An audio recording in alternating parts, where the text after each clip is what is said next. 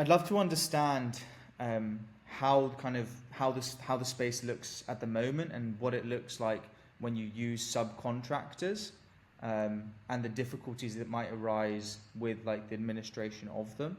Where do I begin with that one? That's a really wide one. I mean, the construction industry in the UK essentially consists of a large number of SME companies who are the subcontractors, the specialists, who are the guys who are physically carrying out the works on the sites. They're the experts in their particular field, whether that's mechanical and electrical engineering, whether it's concrete works, brickwork, roofing, cladding, any other specialist trades. So they're the guys doing the hard work, actually physically doing the building. And without them, nothing gets built in this country.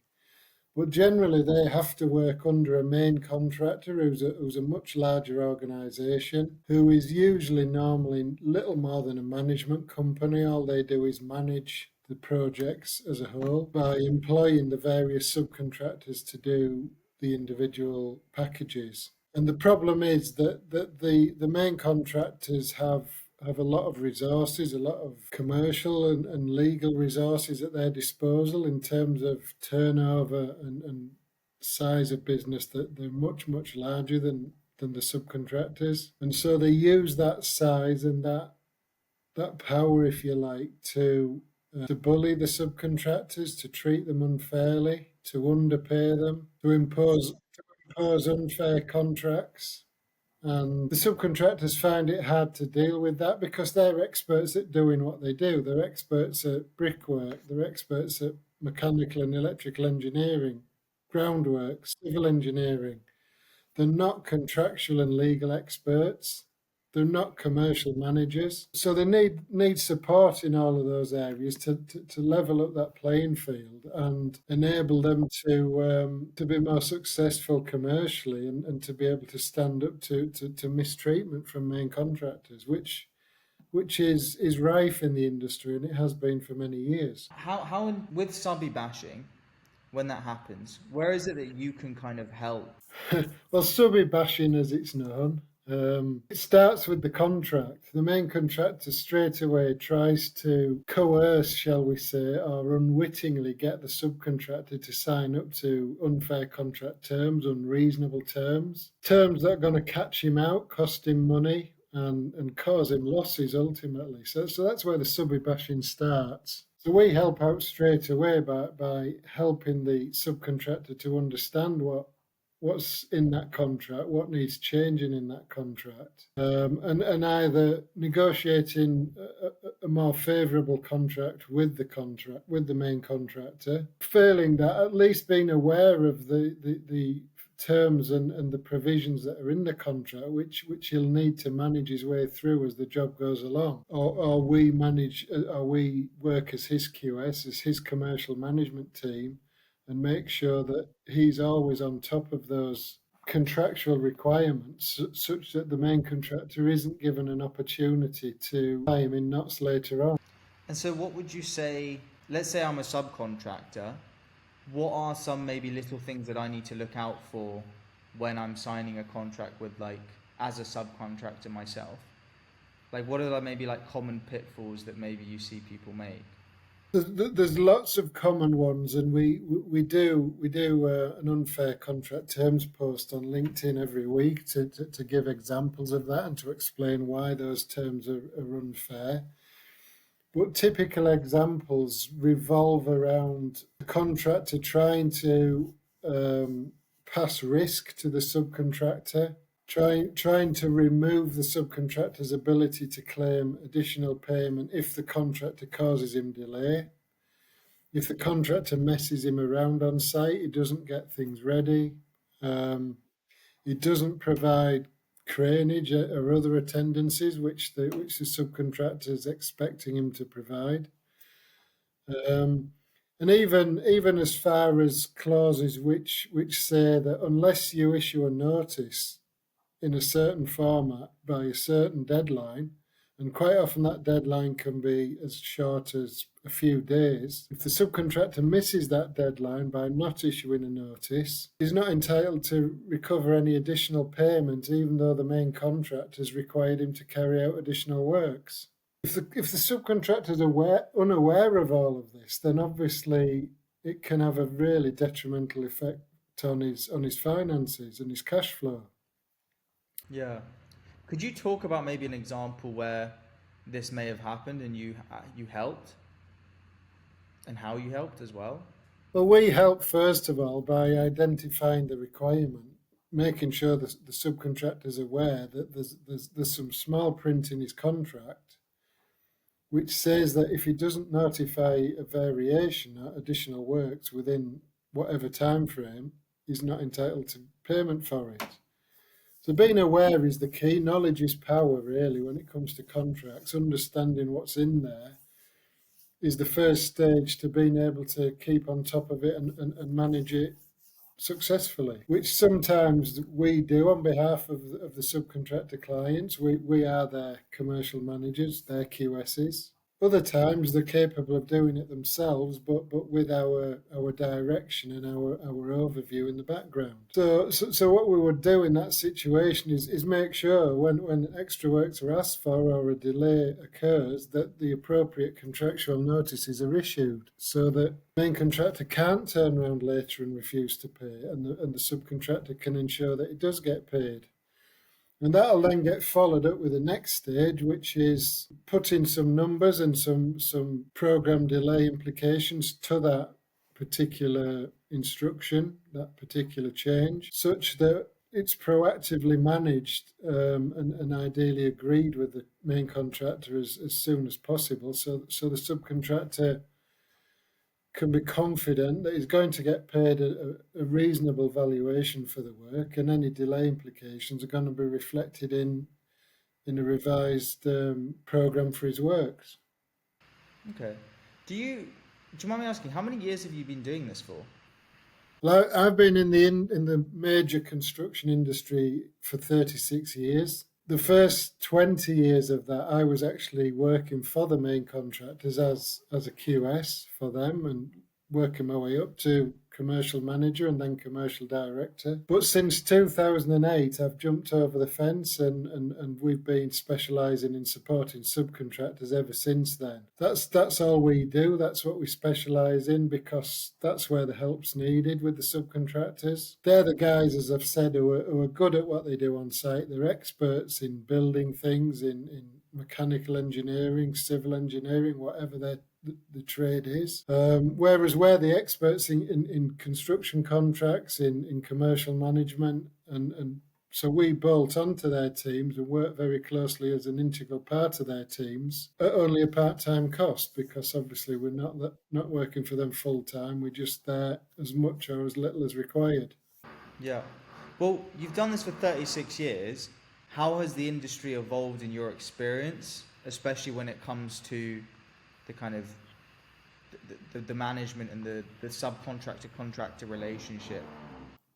I think there's always been a tension between main contractors and subcontractors. It's largely in the nature of what they do. And unfortunately, subcontractors have always generally been the first line of target for main contractors to try and reduce their costs and improve their profit by taking money off the subcontractors. But certainly in the last few years, the last 5 years in particular, that has got an awful lot worse. The unfair terms that main contractors are looking to impose are an awful lot worse, and main contractors are constantly finding new ways to try and come up with cute and clever wording in their contracts to trap the subcontractors and catch them out. I mean, the Construction Act came in 1996. And then was updated again in 2009 to try and prevent these non-payment behaviours and this adversarial approach that main contractors often have. But unfortunately, that hasn't really filtered down to any benefit on a day-to-day basis as we see it. We see disputes on a daily basis. The good thing about the Construction Act, though, is that it's introduced adjudication, which we utilise as a tool to help the subcontractors obtain their money when the main contractor just won't be reasonable. Do you think that Construction Act has overall helped then? Well, the Construction Act certainly helped in some ways in respect of its imposed particular requirements for payment that have to be provided in all construction contracts, and also the facility to resolve disputes via adjudication is there now, which it wasn't before the Construction Act, and that's a tool that we use to resolve usually a payment dispute for a subcontractor all the time to great success, and it's often surprising when you pick up a dispute that it's got to that stage, because you think, well, the main contractor's got no chance of winning this. He's going to incur a lot of costs in trying to defend it, and unfortunately a lot of main contractors still do that. But the majority of the time we manage to get an adjudicator's award in favour of our subcontractors and get the cash in their bank account where it belongs. One of the things you touched on is the fact that a lot of main contractors these days use kind of clever wording, so to speak, in their contracts, and you've seen this evolve over time. If I'm a subcontractor and I'm about to sign a big contract that will potentially really change my life in a positive way, what are some of the kind of clever wordings or clauses that people use that maybe catch myself as a subcontractor out that you've seen? Well, I could give you a lot of common examples. I think it's probably easier to talk about the subjects which main contractors target with such clauses, which are usually subjects like payment terms, introducing all sorts of hurdles these days for main subcontractors to overcome with respect to how they have to submit a payment application, what it has to consist of, when it has to be submitted, all designed to trip the subcontractor up and enable them to turn around and say, well, your payment application was invalid, we don't even have to deal with it this month. And obviously that can potentially cause huge cash flow problems. But as well, things like delays, notices required for delays, notices required for variations, notices for compensation events under some forms of contract. Again, all designed to avoid the contractor incurring liability if he does cause delay to the subcontractor, if he does ask for extra works, if the subcontractor's works get damaged by other parties. These clauses are all about trying to take the risk away from the main contractor and literally dump it at the subcontractor's door so that the loss will sit in their accounts and not in the main contractor's account.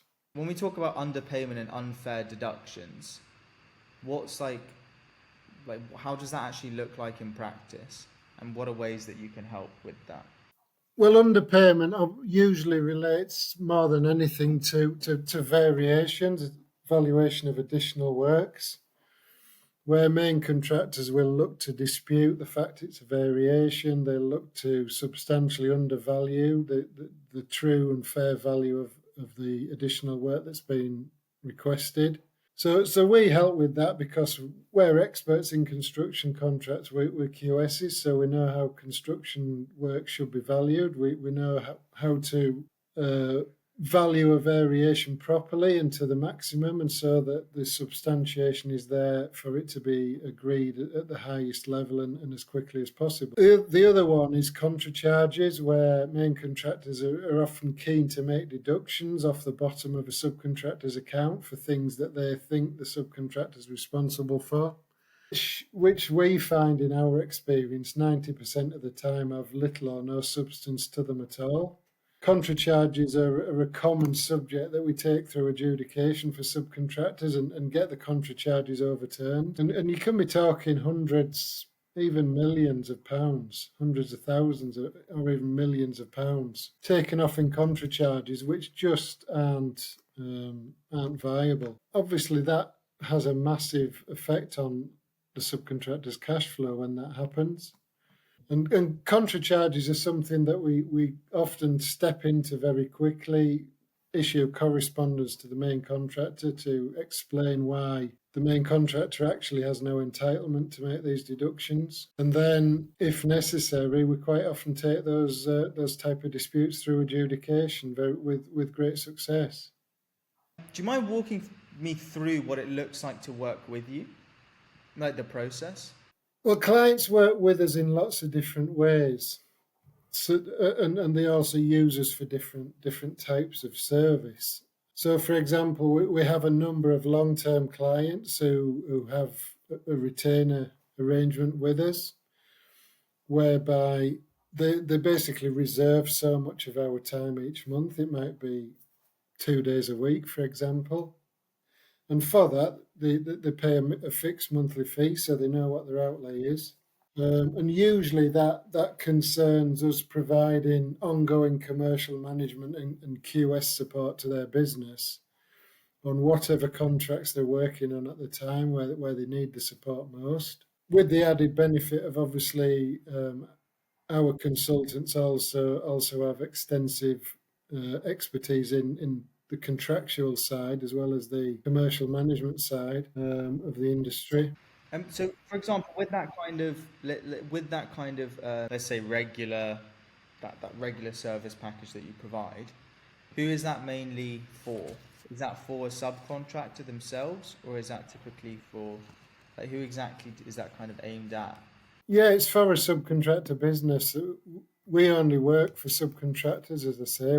That's our specialism. That's our mission, if you like, to support the subcontractors with the commercial management, dispute resolution, contractual support. And a typical client under a retainer contract would be generally an SME. Turnover would be typically 3 million upwards.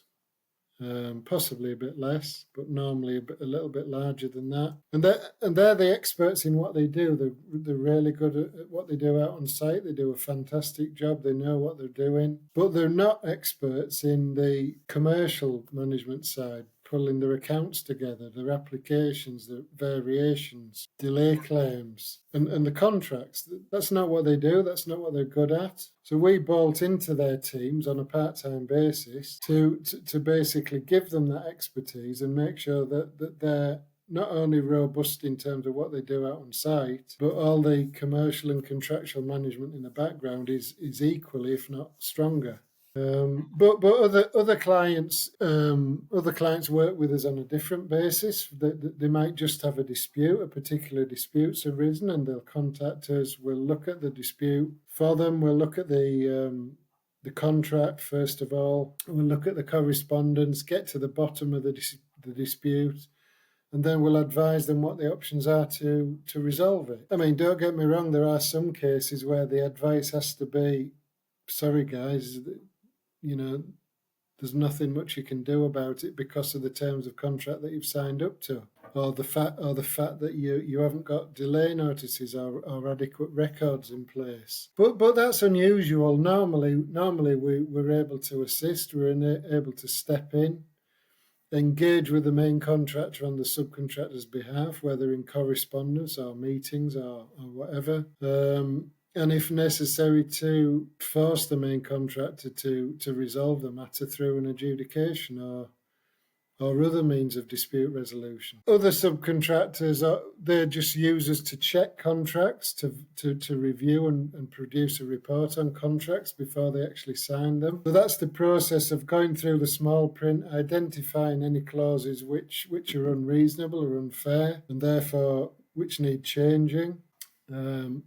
We'll tell the subcontractor what the change wording should look like, and if necessary, negotiate that to a final agreement with the main contractor. And then in some cases, it's just a case of saying there's this notice requirement, there's this particular clause that you need to be aware of, and this is what you need to do to ensure that you're on top of it and manage it as you go along.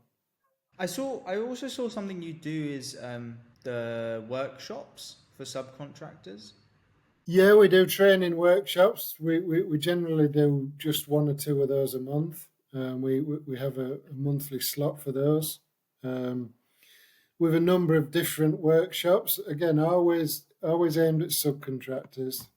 Probably the most popular one is a general commercial awareness workshop, which is a half-day session that we've run numerous times, both in person at clients' offices, at our offices, or alternatively we can do it online as well. And that's very much based on the key basic principles of sound commercial management that a subcontractor's staff, whether they are project or commercial staff, need to apply on a daily basis on all the projects. We also have other workshops, again, typically half day, NEC forms of subcontract and also JCT forms of subcontract.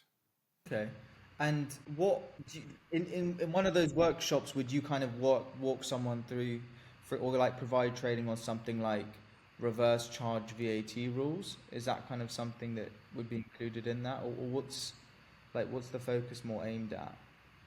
Well, for example, the commercial awareness workshop, that's based on our what we call our CPVP process for successful commercial management. C for contract, P for program, variations, and payment. So they're the four key areas that a subcontractor needs to be on top of on any of its contracts. So we talk through all the pitfalls in contracts, we talk through a lot of examples of unfair terms and help subcontractors understand what the implications of such terms might be. We talk through what the fundamentals of a good program are in terms of best practice, what a strong program looks like, the importance of a baseline program, things like that. We always encourage a lot of questioning, a lot of scenarios, a lot of interaction between the delegates and ourselves, because certainly the candidates, the delegates get an awful lot more out of the session when that's the case. And it makes it, quite an enjoyable session as well, rather than us just droning on about quite a dry subject of contractual clauses, for example. And what's the feedback been like through those, or like from those sessions? We always get really strong feedback from the workshops, whether it's the commercial awareness or a contract NEC or JCT type workshop. We always, without fail, get very strong feedback, and I think Amanda's got quite a few examples of those that she posts from time to time as well. One thing I wanted to ask about is I saw there was a case study which involved Crossrail. Do you mind just talking me about what happened there and how it was and a bit about that story?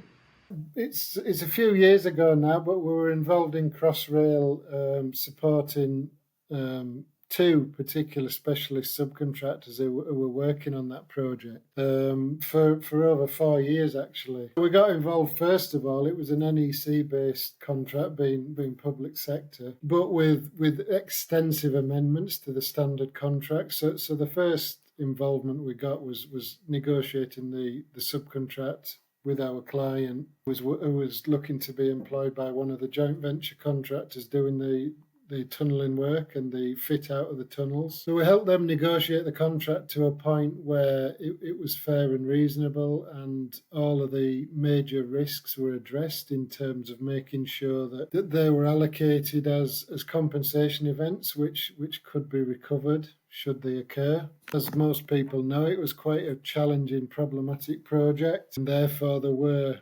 compensation events on that project literally on a daily basis for our client, which we set up systems for to make sure the client was keeping the required records literally on a daily basis of all of the delays that happened, all of the problems that happened, and we made sure that suitable compensation event notices were issued literally on a daily basis.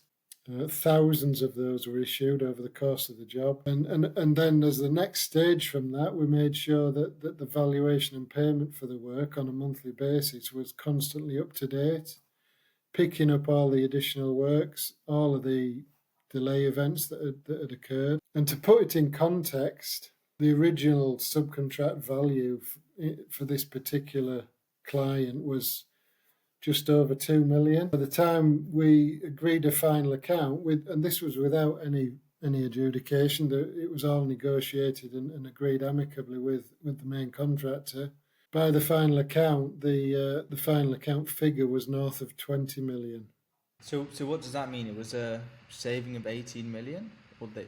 So it means they did additional works and or incurred delays, which amounted to a total of 18 million. That's a lot. Do you have other kind of case studies and examples with such large kind of contracts that maybe you could talk about? Well, HS2 is the other one. We've worked on a number of HS2 contracts for subcontractors, again, advising them on usually compensation events and particular disputes, or helping them with the management of compensation events and commercial management generally. Another example is an NEC-based contract in the south of England, where we've provided hands-on commercial management on the contract for a groundworks specialist. It's within quite a unique facility, which for reasons of confidentiality, I can't mention the facility itself. But let's just say the working arrangements within the site are extremely restricted. Again, that's one which lasted a number of years, where we've helped to manage all of the compensation events. In fact, one of our guys has acted as the subcontractor's QS throughout. He has recently agreed the final account for that particular project on behalf of the client as well, which I understand has been extremely commercially successful. What do you find most interesting working in this industry? Well, every day is different in our industry. You never know when you turn your laptop on and open your inbox up each day what problems subcontractors are going to send you to wade in and resolve for them. But I think what we enjoy, what we like about it, is the fact that we're leveling the playing field up for the subcontractors. We're giving them the power that they think they lack when it comes to negotiating with subcontractors and resolving disputes with main contractors, negotiating with main contractors, resolving disputes with main contractors. And that's what we get up every day for, really. We get a buzz out of getting a result for the subcontractor, whether that's managing to negotiate a fair contract where the one that was issued in the first place was completely unfair, or whether it's resolving a big dispute and obtaining a big payment for a subcontractor which otherwise they just couldn't get their hands on. That's actually really nice to hear, because it sounds like you're kind of empowering the subcontractor community. Is there like are there specific kind of cases or disputes that you find most enjoyable yourself, like to work on, or most interesting? I think it's fair to say that personally, I always enjoy what I describe as a good dust-up, which is usually a situation in which a main contractor is adamant that he's right, he's adamant that he's not paying the subcontractor, is adamant that the subcontractor hasn't got a leg to stand on. The subcontractor feels totally lost. He's got nowhere to go. He's lost money on the project. He feels like the contractor's totally got the upper hand on everything. When I say a dust up, we come in and explain to the to the main contractor that actually you're not right. Actually, you're wrong. Actually, you owe the subcontractor all of this money. And if you don't pay it, then we'll have no choice but to take it to adjudication. And that's what we do. Even better, the main contractor then appoints a solicitor, a London-based practice, charging £500 an hour and more, with more clever arguments, more clever jurisdictional challenges, more fancy worded submissions, thinking that, again, they can have the upper hand over the subcontractor just by throwing money at it. We cross swords with them, we battle with them, no problem at all. And that's the real buzz when you get an adjudicator's decision that affirms everything you've said. Yes, you were right. Main contractor, you owe the subcontractor X amount of money. Pay it within 7 days. How many wins have you do you keep track of how many of these kind of cases you've won? Like a tally somewhere? I did a while ago, and it was about 250 adjudication wins for subcontractors, but that was a good while ago. I mean, I had one earlier this year, which again, it was one of those scenarios where the main contractor was adamant he didn't owe the money. He employed a solicitor to defend it in adjudication. They tried to throw the kitchen sink at it. We stuck to our guns, and it was over £1 million, the dispute. And we got an adjudicator's decision awarding us every penny. And what that did, as well as releasing all that cash to the subcontractor client, it also opened the gates up for them to negotiate a final account at a level which they wouldn't have been able to do had that adjudication not been pursued and been as successful as it was.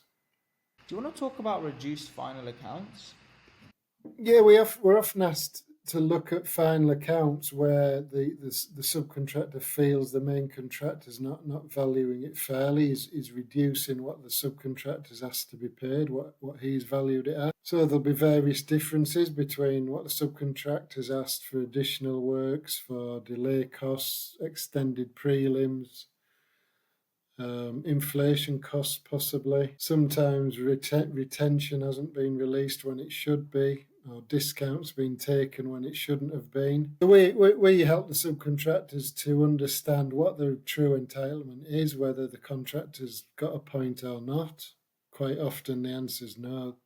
The main contractor hasn't got a point. He's trying his luck. So in that situation, again, we'll usually engage in correspondence direct with the contractor, explain why the subcontractor is entitled to the money, and either negotiate a settlement, or if not, again, we'll take it through an adjudication. That's awesome. And in your team, I'm quite curious, how many people is it in your team? Like, if I'm looking to work with you, am I mainly working with you yourself? We're a small team. There's only 3 of us at the moment. So the guarantee you get with us is you'll be working with a senior consultant like myself, who's got many years of experience, professional qualifications, and a successful track record of representing subcontractors and supporting them with whether it's QS services through to basically legal services, i.e. adjudication. So with us, you'll get that experienced pair of hands. You'll always be working with either myself or Patrick usually.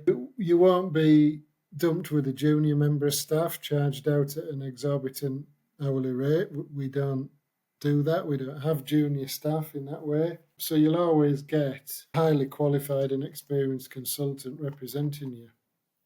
Yeah, that's essentially what I was asking and trying to get at, because that's really refreshing to hear, especially when it comes to looking for consultants. It's actually having access to the expert, which is yourself and Patrick, right? Exactly, and we see that all the time with the opposition, with main contractors. They go to a big practice of solicitors, for example, and don't get me wrong, solicitors are clever people. They understand the law inside out, but what they don't appreciate is so do we. But we also understand valuation of construction work. We understand the technicalities of construction work, and we understand construction contracts inside out. Whereas when it comes to valuation of work, when it comes to the technicalities of construction, they're not experts in that field. We also see solicitors handing cases to junior members of staff very frequently as well, which for me is doing a disservice to their clients, because they're not getting the level of expertise that the case deserves, whereas our clients always get that with ourselves. Yeah. And I know you said you've done probably a couple hundred, maybe probably thousands, maybe, of these cases. Do you have any kind of stats on success rates? Out of curiosity. We haven't got any hard and fast stats. I would have to admit that, but the only one we do generally keep is in relation to contractual adjudications.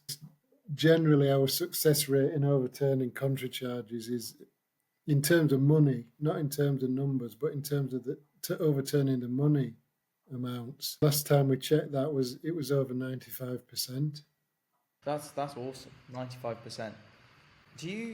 This bit might be get cut out. Do you have? One of the reasons what I would add to that, Piero, that it's so high is that when a client comes to us, if he hasn't got a case, we'll tell him. If there's holes in his case, we'll tell him. we won't pursue his case for the sake of it, just so that we get some work, so we get the fees. We don't need to do that, and we wouldn't do that. The first thing we do is review his case and get to the bottom of, has he got a good case or not? Which parts of his case are strong and which are less strong? So that's one of the reasons why, when we do go to adjudication, the success rate is so high, because we've looked at it and we've said, yes, you've got a good case. It's worthwhile pursuing. Whereas if it wasn't so strong, we would try and find another avenue to resolve perhaps just a part of the claim, which did have some substance to it. And if I wanted to get someone to look through my kind of claim, how would I access you and how can I get your opinion on that? What's the best way?